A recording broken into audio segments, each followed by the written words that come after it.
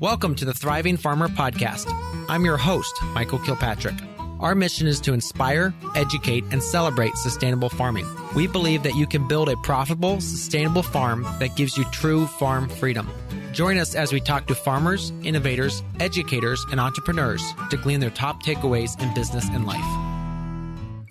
Hey, Thriving Farmers, Michael Kilpatrick here with yet another episode of the Thriving Farmer Podcast. And today my guest is John Dindia, and he is from Lakeview Hill Farm. They are a certified organic produce farm located in Traverse City, Michigan. And he owns and operates the business with Bailey Samp. The farm started in 2017, has experienced rapid growth, and will reach over $500,000 in gross sales in 2021. Currently employing 4 full-time year-round employees and 2 additional seasonal employees. The farm primarily focuses on early season summer fruit greenhouse production and year-round baby leaf salad greens and microgreens. 75% of the farm revenue comes from 4 5,000 square foot heated greenhouses and 4 150-foot long caterpillar tunnels. The farm sells 95% of its produce within a 15-mile radius, primarily to local grocery stores and co-ops, restaurants, farmers markets, and an on-farm store and a multi-farm CSA program. Welcome to the podcast. Thank you, Michael. Glad to be here. So share a little bit about your, the overarching aspect of the farm. How many acres do you have in field production? Not much, about 2 at the most, and that'll probably be shrinking next year. Okay. So then you're 20,000 square feet of heated tunnels, and I'm assuming 150 times 15, that's 22250, about 9,000 square feet of caterpillar. They're a little bit, the caterpillar tunnel is a little bit wider than that. Okay. 2 of them are at 16 and 2 of them are at 20. Oh, okay. Right now. Nice. Yeah. So, all right. So then greenhouses is where it's at for you guys then. Totally. Protected culture for sure. Yeah. All right. Well, then if that's the case, let's dive in there. What is in the heated tunnels? Primarily, I mean, they're not heated year round by any means, but they all have the capability for heat. And usually we start planting early season cucumbers and tomatoes. We start planting those in the ground around March 15th. Last year was a little bit earlier, and I think we'll stick with that about a week earlier. And then we also do sweet peppers in heated tunnels, and that you usually don't start those quite as early because the return isn't as good. Usually that's like early to mid-March. And then we also kind of fill in the gaps. Like we won't fill an entire 5,000 square foot tunnel with tomatoes. It might be like 3,000 square feet of tomatoes. And then we also put, bunching greens or celery or who knows what to kind of just like fill in the gap in that tunnel. We also have our first primary tunnel, which is connected to our main production barn. That's where we have benchtop production space as well as in-ground production. And we do throw a curtain up on that, but the benchtop space is heated to, it varies, but that's heated throughout the entire winter. Otherwise, pretty much we grow like winter greens in all the tunnels, and those are just minimally heated to 33 degrees. Interesting. So you're basically heating for no frost. Exactly. Yeah. Okay. For winter greens, spinach will go in the cat tunnels, but pretty much everything else goes in the heated tunnels. Yeah. Now on the curtain you're using, is that just greenhouse plastic you're using as a curtain, or do you have a very specific No, but it's your standard woven greenhouse plastic. It's just a divider more than a curtain. So. Yeah, gotcha. Yeah, that's exactly what we're using. All right, so then let's talk back to the cucumbers and tomatoes you're doing. Grafted, non-grafted? Currently non-grafted on both. We always experiment with grafting, and this year we're going to try it again. We've never had a great success. I think after talking to a few different, I went to a conference a few months ago that had a session on grafting, and I was talking to the researcher there, and I think I was overcomplicating the whole process, and we're trying a simpler process this year. But I do think that the grafted tomatoes would make sense, especially for the length of production that we have them for. I probably wouldn't recommend it if you were just doing like high tunnel tomatoes or something like that. We usually deal with loss of vigor around end July. Gotcha.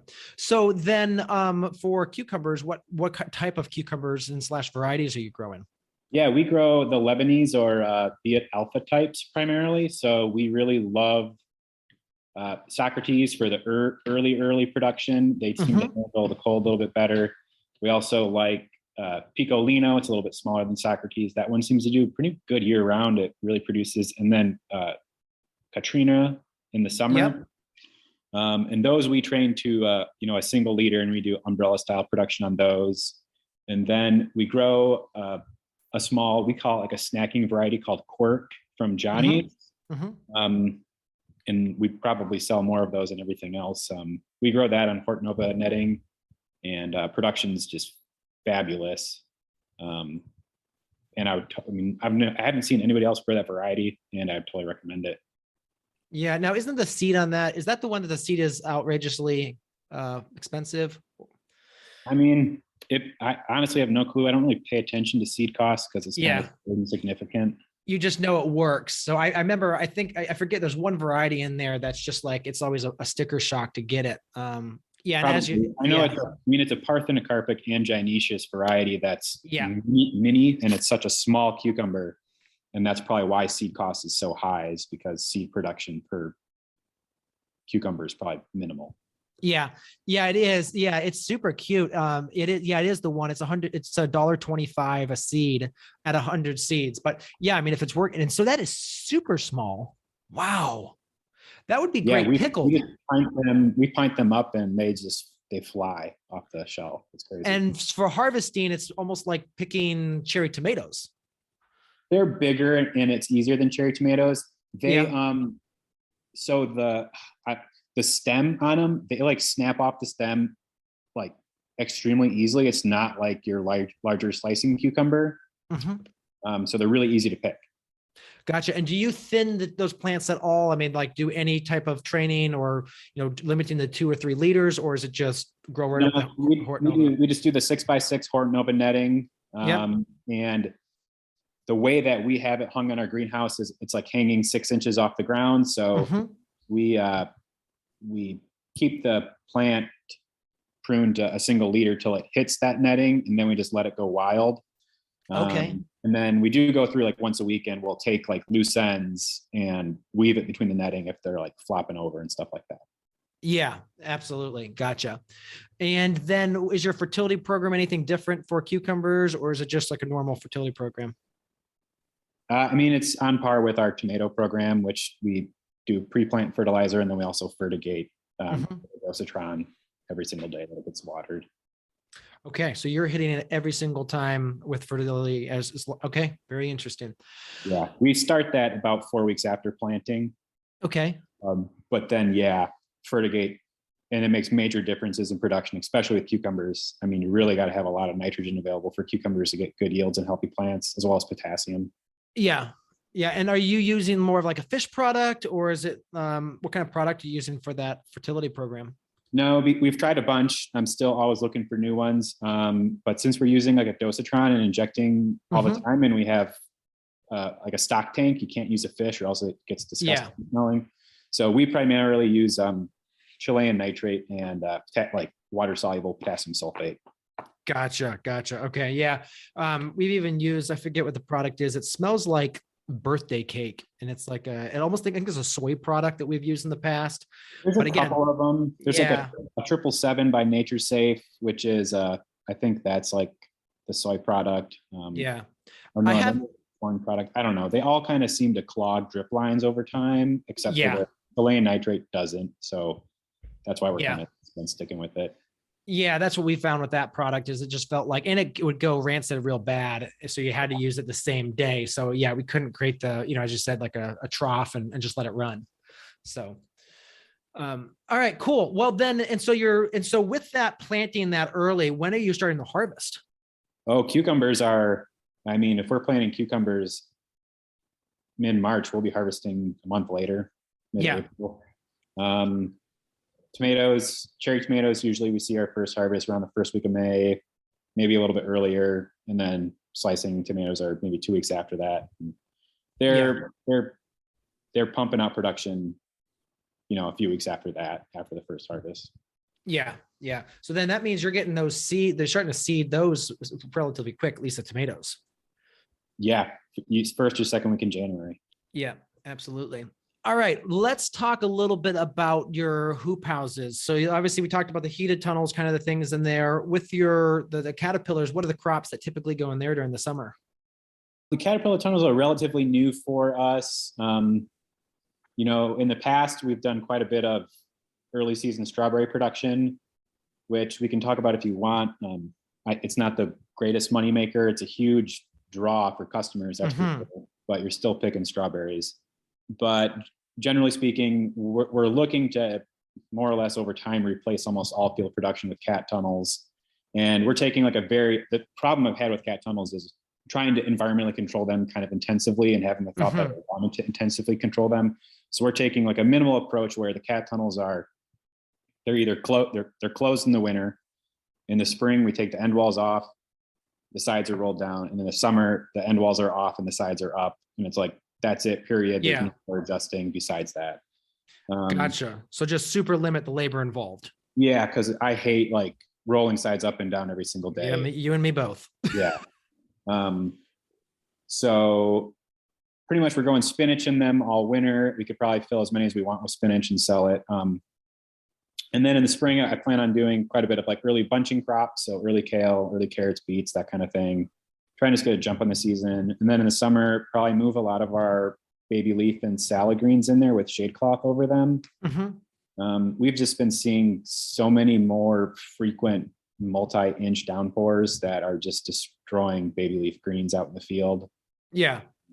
It seems like it makes sense to move them under cover.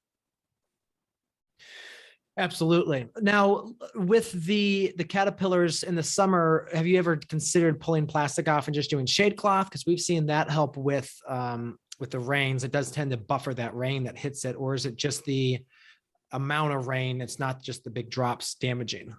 I mean, it might be worth trying both, but I think I want to leave the plastic on so I can control how much moisture those greens get. Yeah.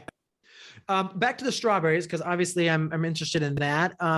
Are you just growing regular production annual bed system and then moving a tunnel over it for fruiting, or are you actually planting in the tunnel in the fall and then moving and just right through the whole season? No, it's just, so it's Chandler. We do it on woven plastic. Under an ideal circumstance, if you wanted to move these cat tunnels around, it would be perfect for that. I'm not interested in taking down and moving cat tunnels, so we just kind of always left it there. But they get planted in the fall, year one, from plugs, from cuttings from a previous planting, or you can order the plugs in. Usually that's like mid-August. And then I think it's like on a 1x1 spacing. It's pretty dense. And then you get you have to bring in bees. You have to bring in bees, so you got to pay $160 or whatever it is for, the Coper bees. And then usually we get fruit. The first harvest for us is like second week in May, which is about exactly a month before we get our normal June-bearing strawberries up here. We've always sold them for $5 a pint. Seems like we could grow an unlimited quantity and sell them at that price. Then the season ends almost always like the week that our outdoor June-bearing strawberries come in. We don't grow those, just from other farms. Yeah, interesting. Yeah, I'm thinking of, we've obviously done like 8,000 plants in the field, but I'm thinking of moving a house right over them and just pushing for because I think I'd probably get about 2-week jump on the season. And that just would help us massively, because we went from 1,200 plants to 8,000 plants this year. So that would help us massively with just the front end, getting enough traction with marketing for the bigger planting. Oh yeah. I mean, we get people, we're pretty real, and we'll get like a line of cars. Where to get the strawberries. And they're, when you run out, they get pretty upset. Yes, I can imagine. Yeah. All right. Well, that's really interesting. I'll have to kind of mess around with that. And again, the cost of the bees and the cost of even moving a house over is minuscule compared to what I know we can make off of it. So yeah. All right. Let's dive into kind of, the starting of the farm. We went right into your tunnels, but talk to us a little bit about kind of how you got started. Sure. So Bailey and I purchased the farm in 2017, and I was in the middle of grad school at that point. I owned a previous farm before that in Boyne City, which is about an hour and a half north of here. And I left that to go to grad school. and Bailey was with me at that point. And it kind of had like a midlife crisis in grad school, realizing, kind of like, why am I here? I really need to be farming again. But I did finish grad school, but we bought the farm that summer. We started building all the infrastructure everything's funded through FSA. Finished grad school, came back, and first production year was 2018. Yep. And so we're in our 4th year of production here in the farm currently. And the business has just kind of progressively grown every single year. And pretty much the way it's laid out is Bailey has a business management degree, and she more or less runs the business from all business ends. Mm-hmm. And she also manages the wash pack. I pretty much take care of everything from production to harvest, and we kind of like share managing harvest together. So I'm also like infrastructure and equipment management and stuff like that. Nice. Yeah. It's great when you can work together as a couple and split off areas of the business and just own those areas. I'm glad you're making that work. So then I'm assuming like with that, that means does she do most of the marketing? Yep. She handles most of the marketing. She deals with all customer relations. She deals with all of the order processing, invoicing, et cetera, that kind of stuff. Yeah. And then HR and all of that. Yeah, we kind of share HR responsibilities with employees. We're both learning that whole process together. Mm-hmm. That was both new to both of us, pretty much. Yeah, yeah. Now with the rapid scale, how have you made that work? Has that just been a really good relationship with? I think you said was it Farm Credit or USDA, FSA? Yeah, USDA FSA office. Yeah, it's like I've heard nightmare stories about FSA from other farmers. We have a great relationship with our loan officer. We worked really hard to convince them to finance the farm in the first place. And, each year we've pretty much gone in for additional loan funding, saying, hey, look, this is what we were able to do this year. This is what we can do if we get this X, Y, and Z type of thing. Yeah. And they believe us. Yeah. Yeah. Our FSA officer has been fabulous. And, literally we just send them receipts and boom, the money shows up a couple of days later. So that's, if you know how to use money to make money, then an FSA, partnership is great. If you don't have that experience yet, then it can be a nightmare. Totally. It's a lot of paperwork. It's slow. Yeah. But yeah, I couldn't imagine doing it without having, loans. It would be painstakingly slow. Now let's talk a little bit about the heated greenhouse, and then you do microgreens. Kind of talk a little bit about your production with the microgreens. Sure. So the microgreens have grown to be a pretty significant portion of our sales. If you include like shoots, like pea shoots, sunflower shoots, and we also grow fava bean shoots. In that's probably, I don't know, somewhere around a third to maybe more of our gross sales. And so we seed into shallow 10-20 trays with Morgan's 101 potting mix. And we have heated benchtop space in the greenhouse where we bring down the trays once they're germinated. We stack them, seed it, stack them, bring them down put them in germ chamber, bring them down to the greenhouse when they're done. Water. We finish all of our microgreens on a flood table. So pretty much we'd like to add more flood table space as we grow, but currently we only have enough flood table space to like finish the last 5 days to 1 week of all those microgreens on a flood table. We harvest with a stainless steel handheld hedge trimmer. We really like that. And so then with the stainless steel hedge trimmer, is that you basically going down the tray, basically the whole thing at once? And then are you just raking the top off, or are you kind of grabbing the top as you cut? So we use the blades maybe like 11 inches, and we hold the tray sideways. So, the tray is 21 inches long, and it takes three strokes to safely cut the entire tray. And then you got to go and clean the back edge up. On the backside. So you're holding the tray sideways over your harvest container. Gotcha. Now talk a little bit about the marketing for those microgreens. Where are the most of those headed to? Most of ours go to in plastic 1.75 ounce clamshells to grocery stores. Okay. We also sell bulk to restaurants, and we also sell the clamshells at farmers market and at our farm store. But definitely a majority, to grocery stores. And we really like that because it's a consistent market. We pretty much know what to expect every single week. There's a lot more labor involved, and the margins aren't nearly as good as it is with the restaurant sales. But the margins are so high in microgreens anyway. I don't know why anybody would worry about it. Yeah. Yeah. Now with the packaging, the clamshells, you're just using like a Dart clamshell, or? We use Lacerda as our clamshell provider. We've liked them. It's all post-consumer recycled. Yep. And we buy them by the 10 skid load, which does really help. Yeah. We're just going locally here to a supplier. So that's why we haven't gone to the large scale yet. Are you using Dart? We are, because that's what they stock locally. And that 1.75 ounces, I know that size you're talking about. That's like an 8 ounce container typically. I think it's called a 24 ounce container. Okay. So using more the larger flat ones. Yeah. Okay. Yeah. Because you can do an 8 and you can get a deep 8, and okay. Yep. That makes sense. I think 64 ounce for our 5 ounce salad green. Yeah. I think the 24 has a better, I like it better as a display. The display is nice. I mean, we have professionally made clear labels that fit on them that have a UPC barcode. Yeah. And it's got, like the safe deseal pull strip that you gotta do so that for tamper evidence and that kind of thing. Yeah, exactly. Yeah. Pricing's gone up on those like a lot. And we've increased accordingly for our sales, but it used to not seem like that much, and now it's quite a bit.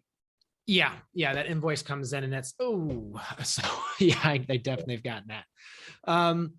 Talk to us a little bit about your solar system. Sure. So we have a pretty large solar system, and we've added onto it once, but it's a ground mount solar system that a local person, we built the first part with some help and advice from a local builder, a local solar installer. And then the second time he just did it all himself because we were too busy at that point. But it's all ground mount, and you can tilt the angle of the panels. Okay. And so we rotate them 4 times a year to 3 different positions. Winter, it's almost 90 degrees. So almost straight up and down. And then in the summer, it's almost flat. And then it's pretty much a 45 angle for spring and fall. With tax credits, and we got a REAP Rural Energy for America program grant, which is, I think, a 30% project cost grant for the solar panels and our wood boiler. We got that grant for. But after that, and with the fact of us doing the install ourselves, that first system, which was like 21 kilowatts, had a payback period of 2.5 years. Okay. It's warranted for 20. That one is producing, all in all, we're producing around $15,000 worth of electricity a year. Yeah. And we're using all of it. Yeah. And it's just incredible. It's kind of like a no-brainer. As far as solar goes, I think it pays, we're paying, we had to take out a loan to pay for it, and we are paying the loan back, but the loan's less than what the utility bill would be. So it all works out. Yeah.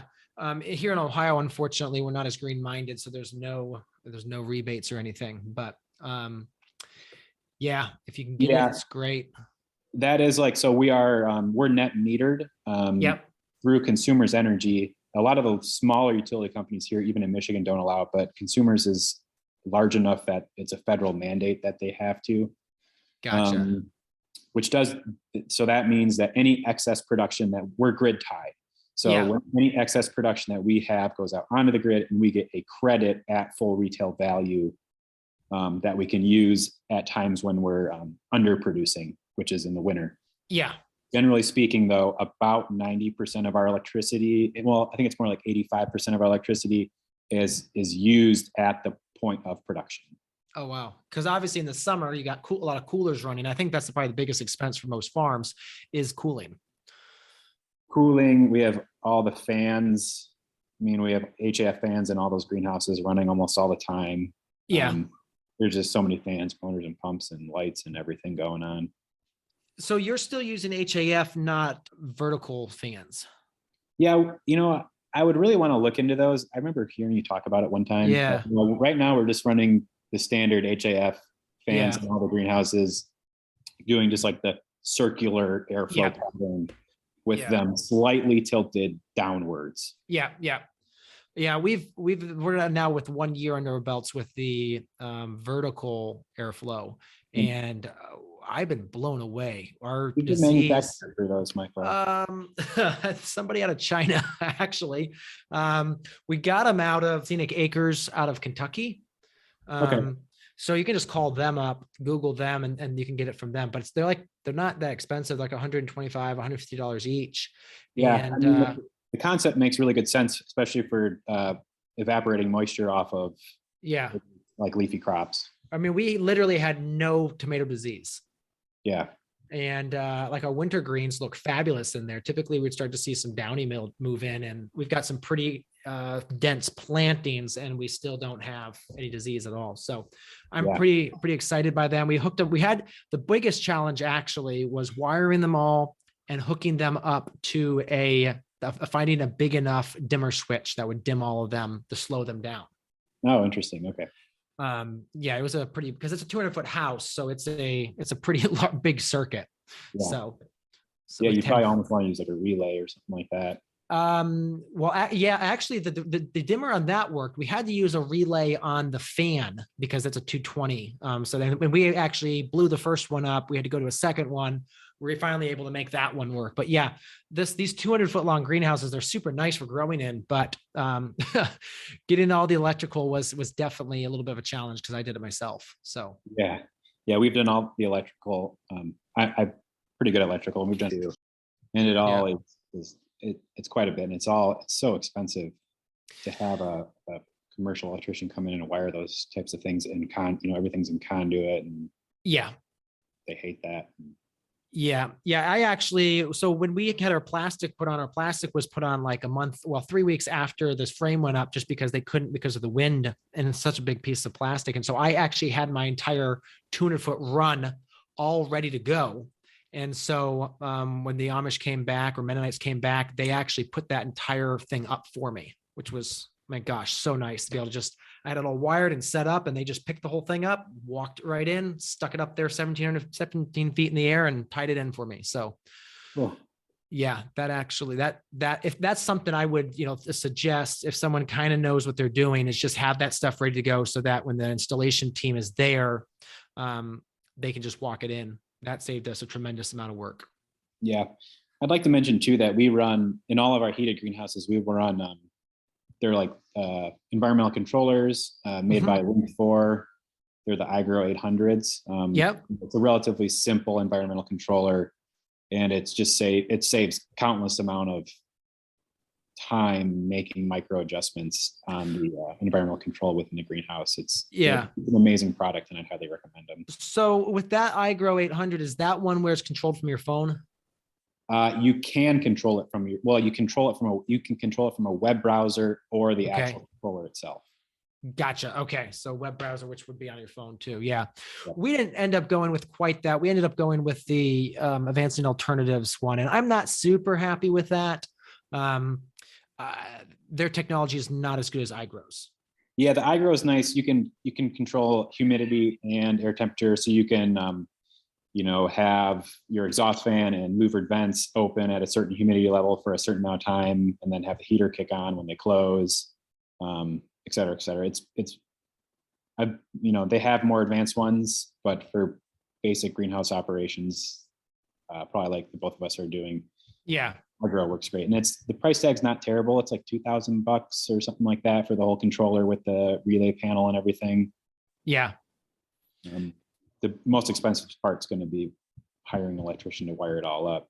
Yes. Yeah. Yeah. I actually have a electrician on staff. So Nice.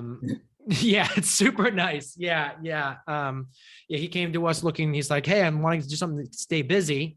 And I was like, I'm sorry, we can't afford you. And he's like, no, no, no, let's figure something out that works for both of us. And yeah, I mean, gosh, he's been super great to have. So Great. yeah. Hey there, do you grow flowers or are you interested in adding this exploding enterprise to your farm business? Then jump on over to www.farmsummits.com and drop your email. We're hosting the Thriving Farmer Flower Summit the first weekend in January and can't wait for you to join us. You'll learn from industry experts and new farmers alike as they share what works, what doesn't, and how to enjoy flowers on a whole new level. Okay, so let's talk a lot about, starting in 2017, you kind of really hit the ground 2018 heavy. You've really switched to the greenhouses. And what has that just always been by looking at the numbers and seeing where your revenue comes from and just moving that direction? Yeah, I would say it's not even that we've really switched to greenhouses. We've been building a new greenhouse every single year. And so we've just been adding greenhouses, which has really been the reason for the growth in sales. I knew this beforehand. I knew that the dollar per square foot output in greenhouse production can just way outpace that of field production. Yeah. I personally prefer that style and environment of growing more. And so that's just like where we focused. And we really took the focus for the greenhouses there's many benefits to it, but one of the major ones was our desire to be able to provide year-round employment for all of our employees. Yeah, absolutely. Yeah, being able to keep that team year-round is so crucial for having, I think a rapidly scaling farm, and then also one that is profitable too, because the cost of training employees is just huge. Yeah. Yeah. So what would you say, do you have a top 5 crops, or is your tomatoes is still up there? Or I think you mentioned microgreens is about a third of your business.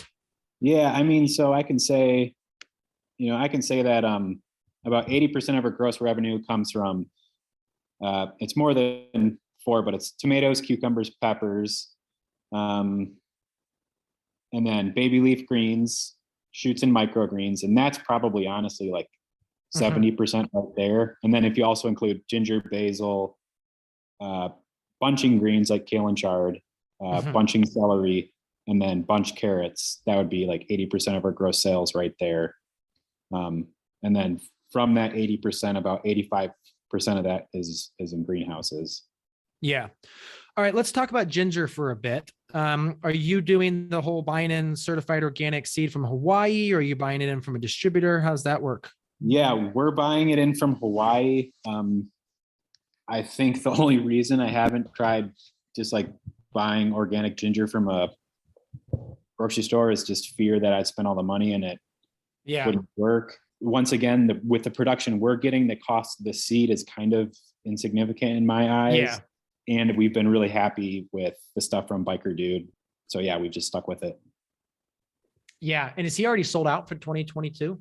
They changed their arrangement. They're not starting sales till February or January or February or something like that this year. It's not November 1st.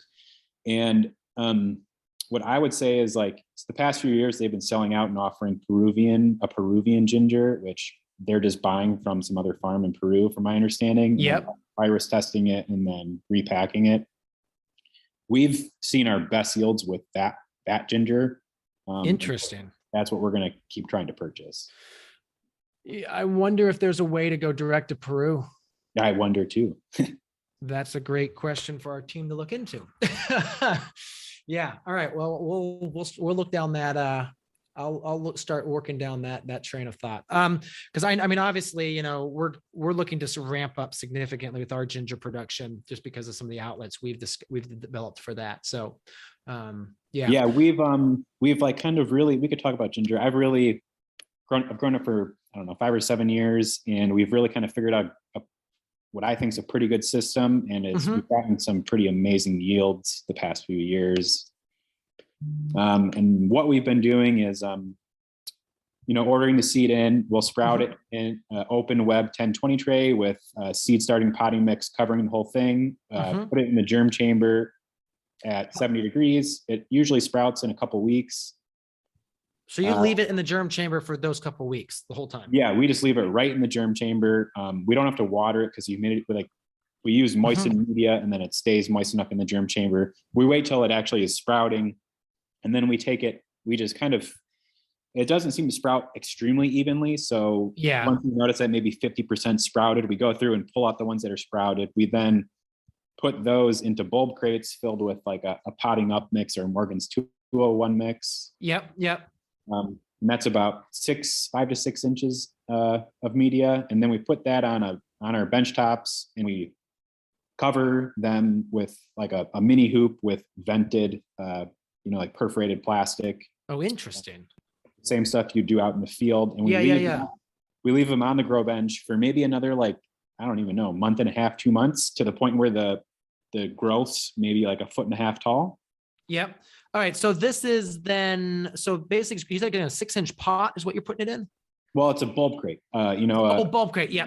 Bulb crate. You can also do it in individual 4-inch pots, but we just seem to think that the bulb crates work great. Okay. That's cheaper. Yeah, it works for us, and it's a lot less pots to handle, and you can probably fit a lot more in there. Yeah.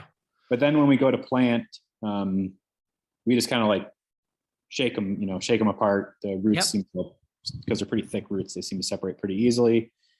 And then what we're doing it double row beds with 6 inches in row, 18 inches between rows. And then, so we plant them, we wait about a week in the this is in the greenhouse. Usually we're planting around, I don't know, early May, probably at this point. Okay. Coming in early March.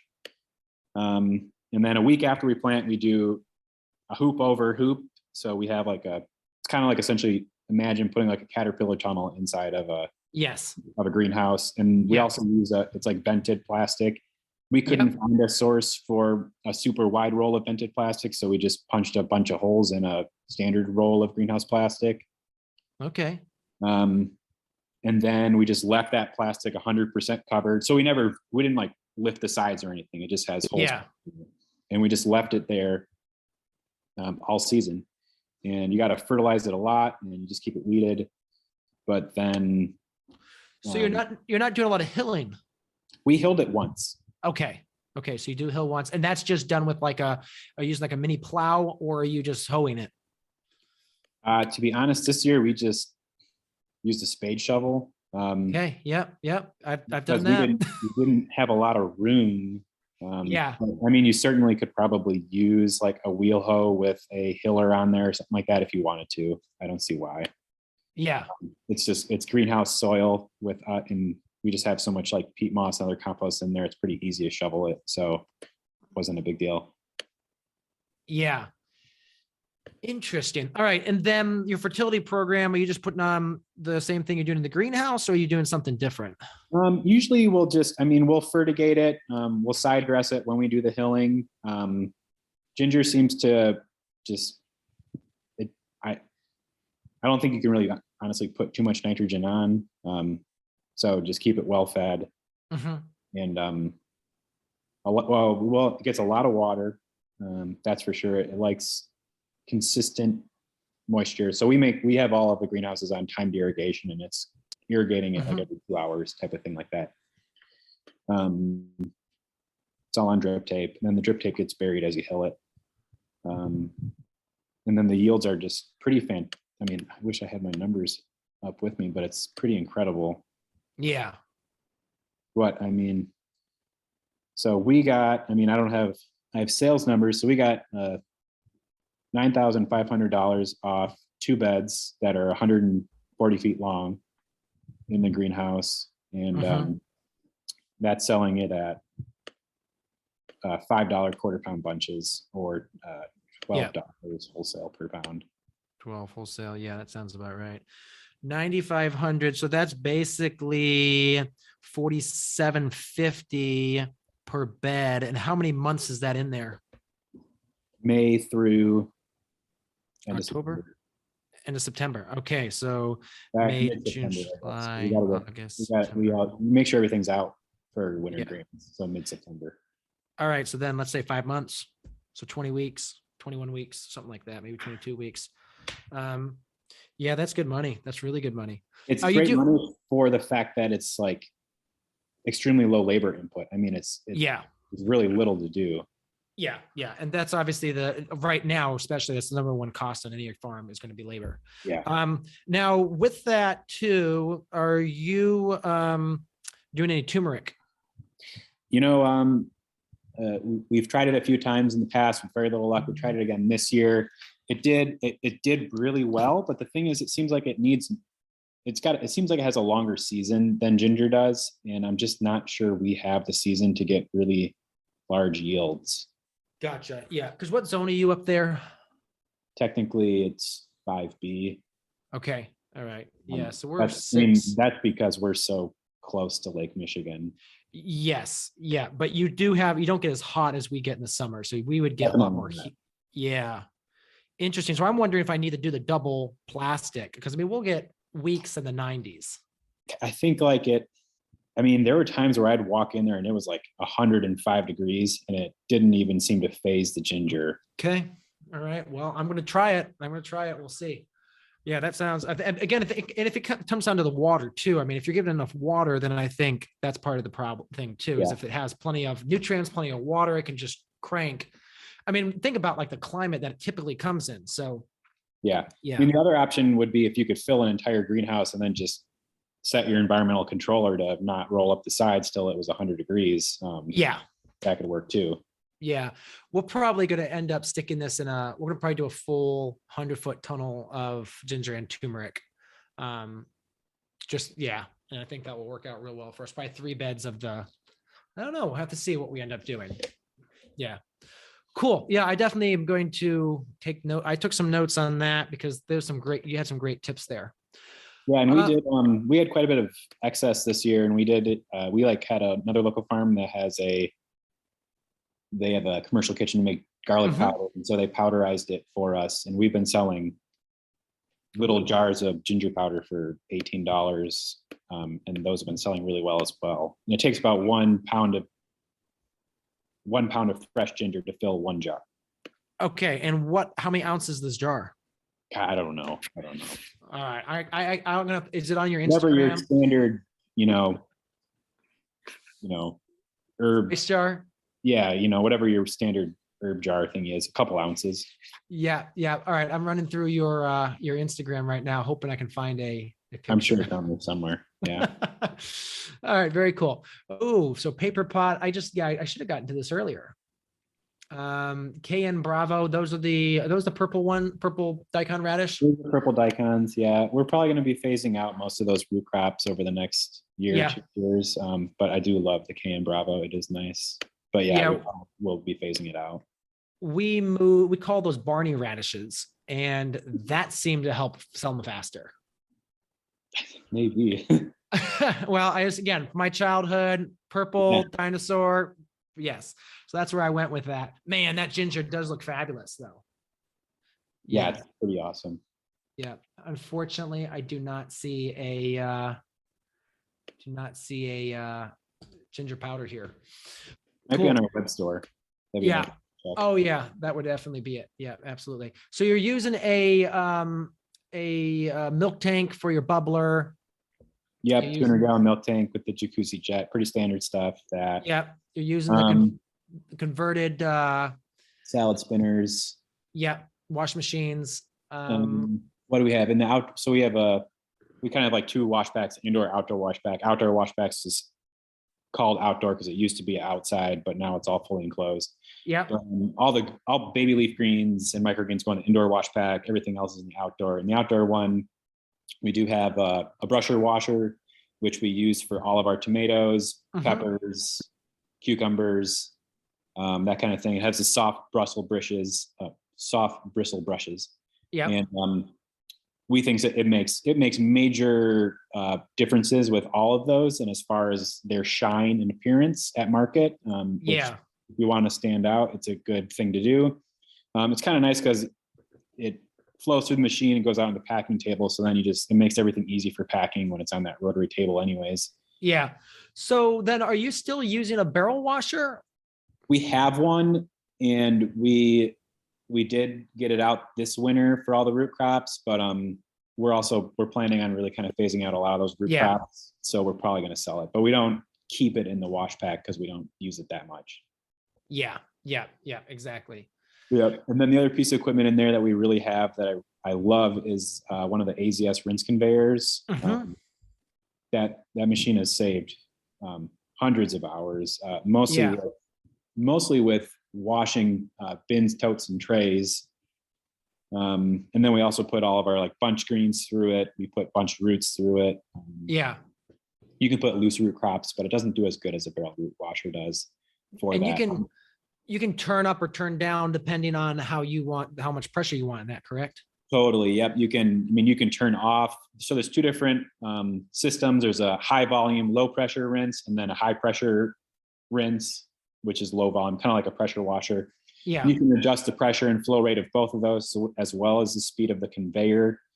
You can buy it with different size motors as well. We bought it with like the mid-size mower. I think it's a 7-horse pressure motor. I would consider buying it with even the higher one, because you can also hook up, just like a standard pressure washer gun to the machine. Oh, nice. Just for pressure washing, like an electric pressure washer. Yeah.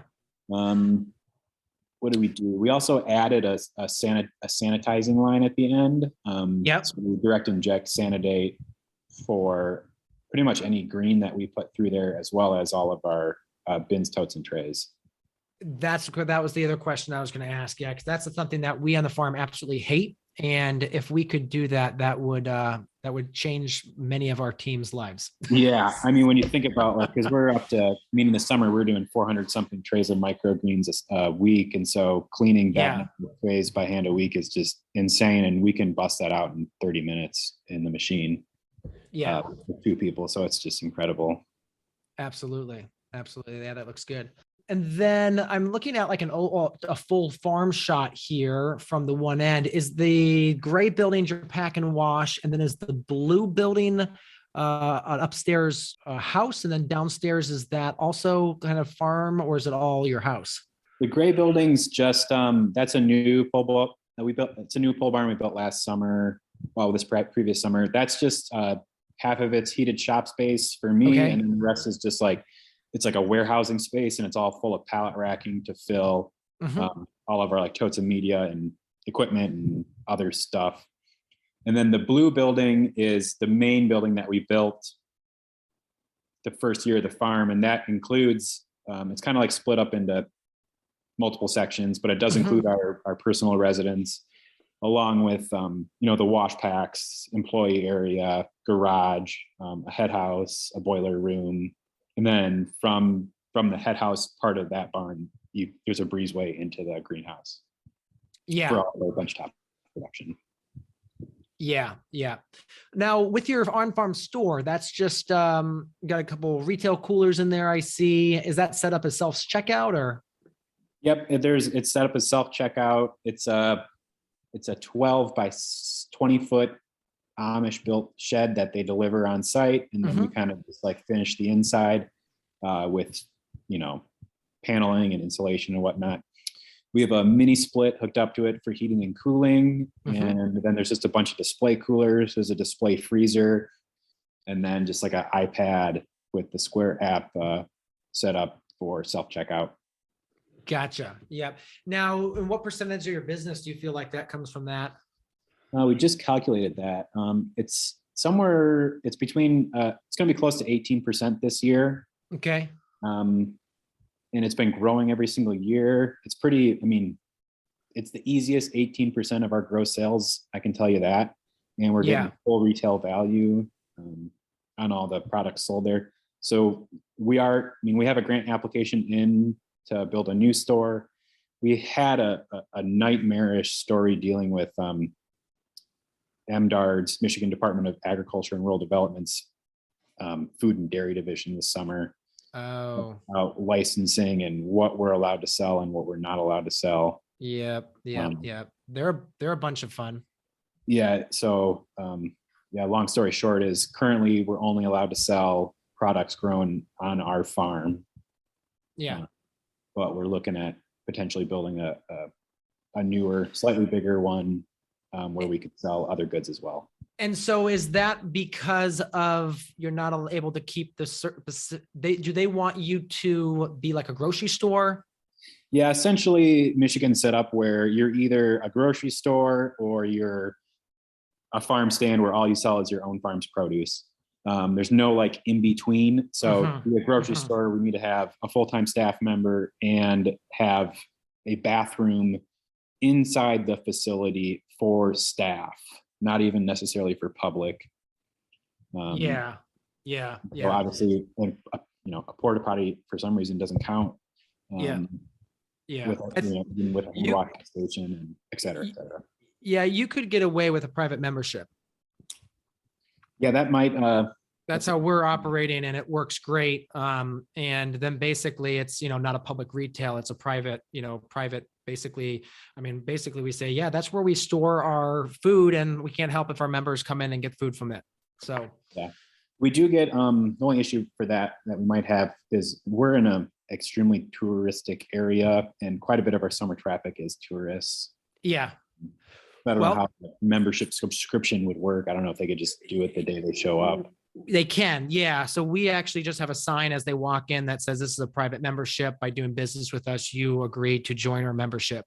So, depends on how hard they push. Some of them can just, if they come after you, again around it, sometimes you just have to charge them $1. And if it's self-service, it can be a little confusing. So that may be, yeah, it can get a little bit dicey in there, but the moving into the private domain can protect you drastically from some of this government overreach. So yeah, that might be worth looking into. Yeah. All right. Well, tell us the wrap up here. What's your favorite farm tool? Man, there's too many to list, but honestly, probably just the front end loader on the tractor. I wish I had a skid steer, but the front end loader is just a life-saving machine. I couldn't imagine owning any scale farm without one.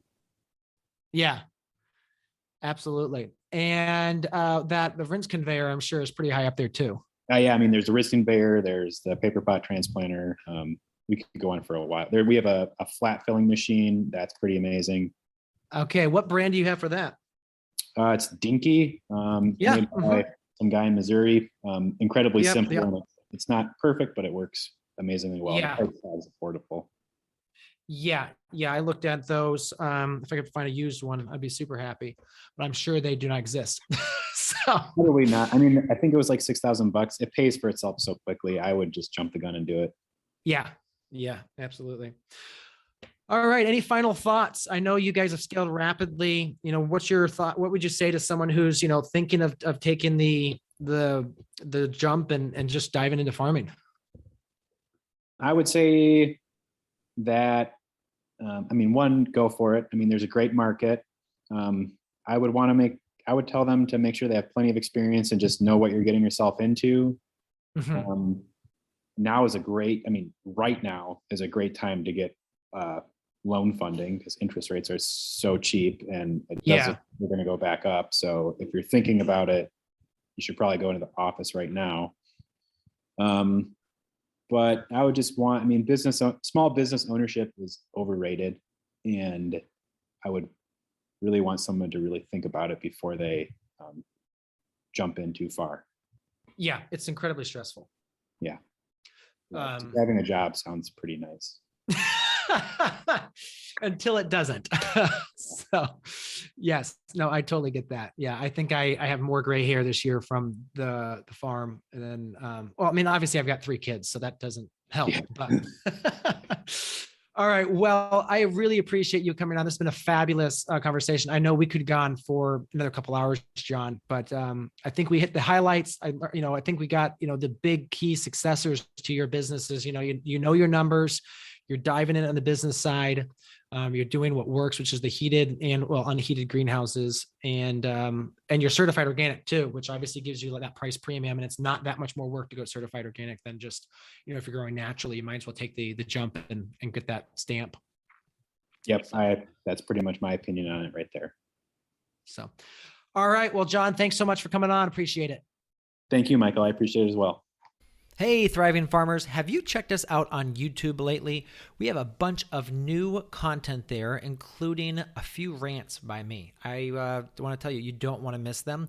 I actually go rant about, some of the problems I see in our space and some of the challenges I see farmers facing. So go check that out. We've got instructional videos over there as well. Talk about setting up our new farm here in Ohio and all the steps we're going to do that, as well as just tutorials and tips on best practices for all sorts of things on the farm. So go ahead, check over at Growing Farmers on YouTube and see the new content we put together for you.